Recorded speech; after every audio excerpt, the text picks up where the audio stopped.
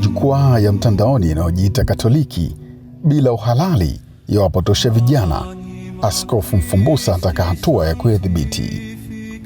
Katika nyakati za mabadiliko makubwa ya mawasiliano duniani, sauti ya mchungaji mmoja ilisikika kwa uzito na hekima. Askofu Bernardin Francis Mfumbusa, aliyekuwa askofu wa jimbo Katoliki la Kondoa, alionyesha wasiwasi mkubwa juu ya kuongezeka kwa tovuti na blogu zisizo rasmi zinazotumia jina Katoliki, huku baadhi yake zikichapisha maudhui yanayokwenda kinyume na imani ya kanisa, hali inayoweza kuwapotosha hasa vijana.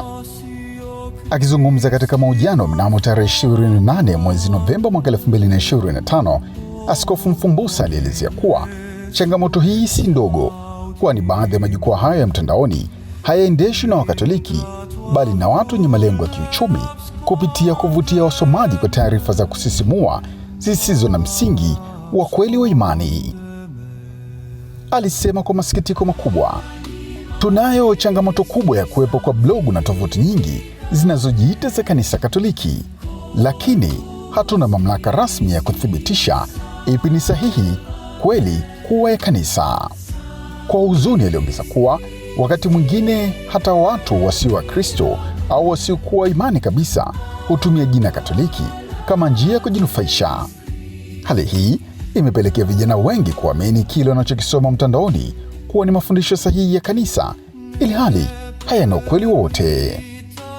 Kwa msisitizo mkubwa, Askofu Mfumbusa alihimiza haja ya kuwepo kwa mifumo madhubuti ya kuongoza vijana kuelekea vyanzo sahihi vya mafundisho ya imani. Lakini changamoto hazikuishia hapo. Akizungumzia jimbo lake la Kondoa, alielezea kuwa pamoja na kuwa na idadi ndogo ya waamini, bado inakabiliwa na hali ngumu ya kijamii na kidemografia, kwani wengi wa wakazi si wa Kristo.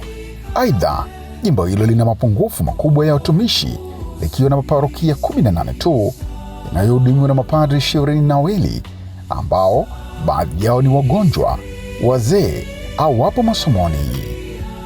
Hili ni moja ya changamoto kubwa tunayokutana nayo kwa sasa, alisisitiza. Hata hivyo, ndani ya changamoto hizo alibeba tumaini.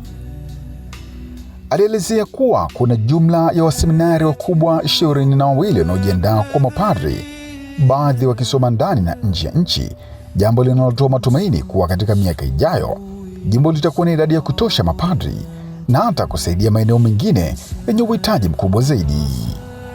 Katika ulimwengu wa sasa wa kidijitali, Askofu Mfumbusa kuficha wasiwasi wake juu ya kasi ya teknolojia ikilinganishwa na uwezo wa kanisa kuendana nayo. Alibainisha kuwa baadhi ya mapadri bado hawana ujuzi wa kutumia majukwaa ya kidijitali, jambo linalofanya washindwe kuwafikia vijana ambao tayari wamezama katika teknolojia na wana uelewa mkubwa wa mawasiliano ya kisasa. Kwa maneno ya busara, alionya kuna wakati vijana wanakuwa na uelewa mkubwa zaidi ya Biblia kupitia mitandao kuliko hata baadhi ya mapadri waliopata elimu rasmi.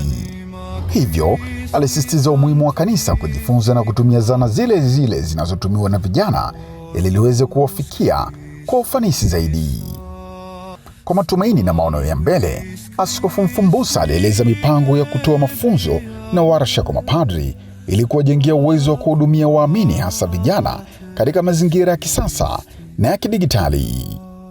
Huu ndio ulikuwa moyo wa mchungaji aliyetambua changamoto za nyakati, lakini ya kukata tamaa, bali aliendelea kutafuta njia za kuliongoza kundi lake kwa hekima, ujasiri na matumaini.